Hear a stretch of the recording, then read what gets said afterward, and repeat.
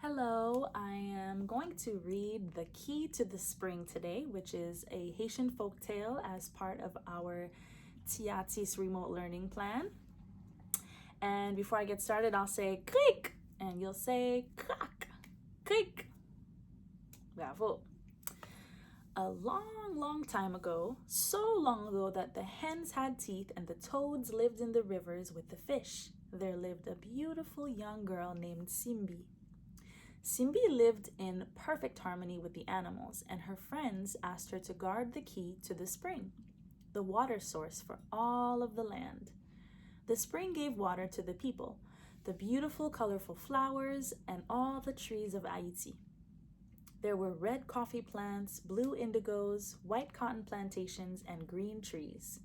The spring also fed the many streams, waterfalls, lakes, and rivers where the fish and toads and all of the animals swam and drank. One sunny summer day, the young and beautiful Simbi left her city, Villebonheur, to visit Sodo, where at least once in a lifetime one must go for a visit, a few miles away from her city of happiness. Before she left, Simbi called Crapo, the toad, to her home at the mouth of the spring, where she kept the key. When he arrived, he took a drink from the spring, slurping the cool water. He was as big as a pumpkin and drank greedily. Although he was very large, he was also very poor. So poor, everyone in Villebonheur said he was missing 11 pence out of a dozen. But Simbi was kind and wanted to give Toad a chance to prove himself. "I need you to look after the key while I am away," she said. "I'm trusting you to keep it safe." She gave him the key to the spring and showed him how to use it to control the water supply in case of an emergency, like heavy rains that could cause a flood. Toad was flattered to be given such a big responsibility. He inflated his big gullet and blew up like a balloon, so big and so full of presumption, he looked as big as a full moon on a summer night. After Simbi left, Crapo went back to his home next to the river with the key to keep it safe. When he sat down in his muddy hut, he was not satisfied.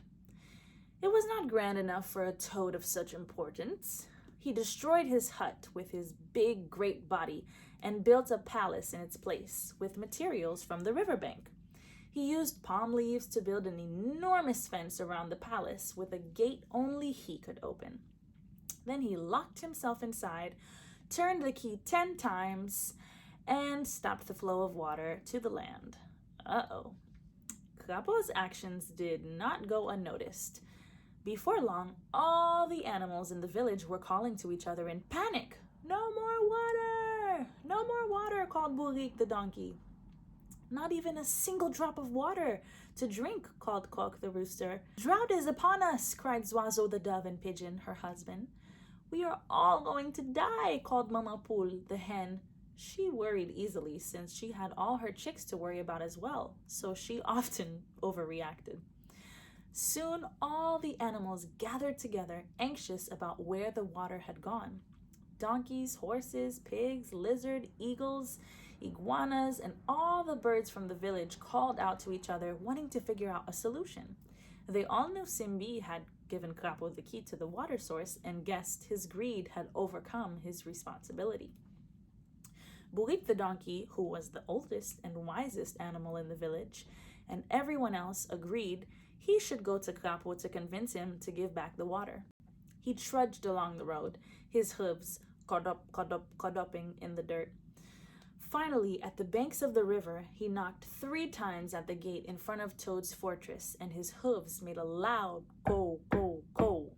"Kimon kila? Kiela? Who is there?" Crapo called from behind his walls of his palace. "It's me, Bourik," the donkey called out from the gate. "I'm here to ask you if there's any water for the rivers." "No, Bourik, no. There is no water in the country," Crapo bellowed from his palace, smiling.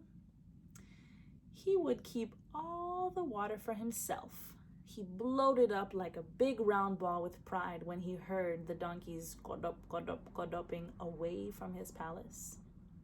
When Bourik arrived back at the village, He told all the animals the sad news. Na point l'eau dans le pays, il n'y a pas d'eau dans le pays. There is no water in the country. Early the following morning, as the sun rose into the sky, Krak the rooster decided to go to Krapo's fortress. Kukuriko! He called at the gates of the fortress. Where is the water, Krapo? I need it for my coffee. Where is my warm coffee? He yelled, flapping his wings loudly around the fortress walls. Ko, ko, ko! The loud knocking awoke Krapo, who liked to sleep in late. Kimon kila! Kiala! Who is there? Krapo screamed crankily. It's me, Krak. I'm here to ask if there's any water for my coffee. No, Krak, no. Na point l'eau dans le pays. There is no water in the country, Krapo yelled from his big, comfortable bed of mud. Sad and with a hoarse voice, Rooster returned to the village to tell the animals. Na point l'eau dans le pays. Il n'y a pas d'eau dans le pays. There is no water in the country. At lunchtime, Madame Zoiseau, the dove, decided to take matters into her own hands. There was no water to cook the rice for her and her husband, Monsieur Pigeon. So together, they flew to the gates of Krapo's fortress, singing their song together, Pititi poo-poo, wah wah wah wah, causing quite a ruckus. Krapo had just sat down for a nice meal of boiled plantains and rice and was furious to be interrupted yet again. Kimun kila! Kiela, who is there? The toad roared, slamming his big body against the window to see. It's us, Zoiseau and Pigeon. We're here to ask you if there's any water to cook with. No, Zoiseau, no.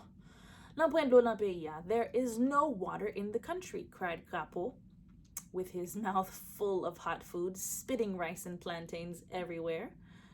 The pair of birds were outraged, but Krapo had built his walls surrounding his palace so high that they could not even fly into his fortress.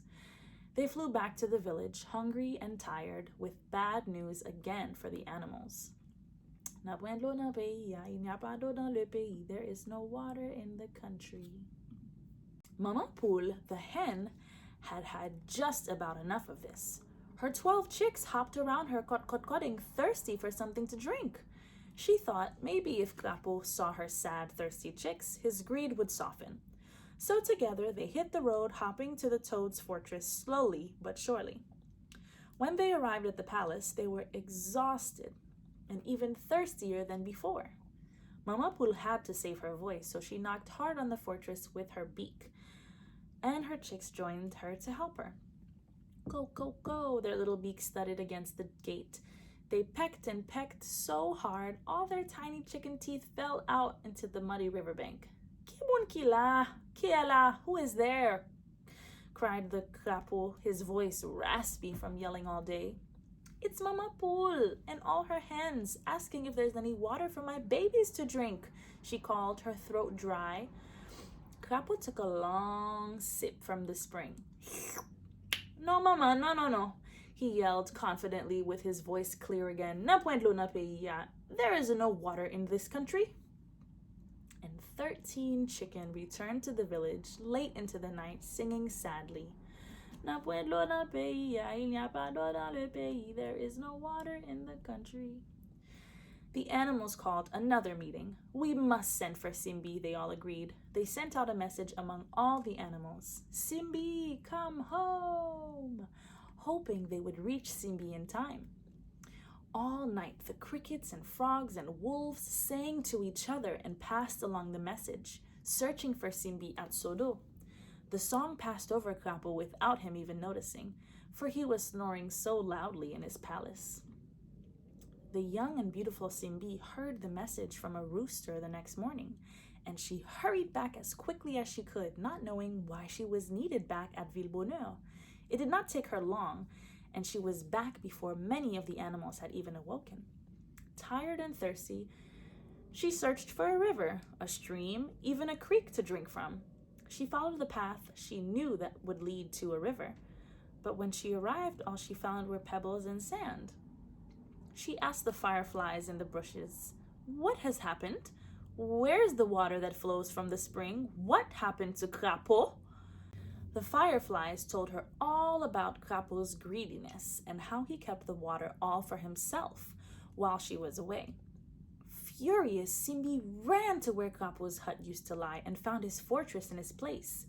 Go, go, go! She knocked at the door louder than Boulik or Coq or Madame or Zoiseau or Monsieur Pigeon or Madame Poule and her 12 chicks. Crapo! She yelled at the toad. What have you done to the water? What have you done to our village? Crapo cried back pathetically. Simbi, Simbi, no, there's no water in the country. Simbi was so angry that Toad dare lie to her. She broke down his gate in rage. Crapo stood in the door to his palace, clutching the key to the water source. Simbi ripped the key out of his hands and pushed him into the muddy river. Without listening to Crapo's croaks behind her, Simbi ran to the spring, turned the key 10 times, and freed the water from its prison. The rivers and streams and ponds were filled again. The trees and flowers and bushes bloomed again, and the animals swam and drank and were happy again to have their water back. Crapo was banished from the river and sent to live in the dirty swamps instead. The end.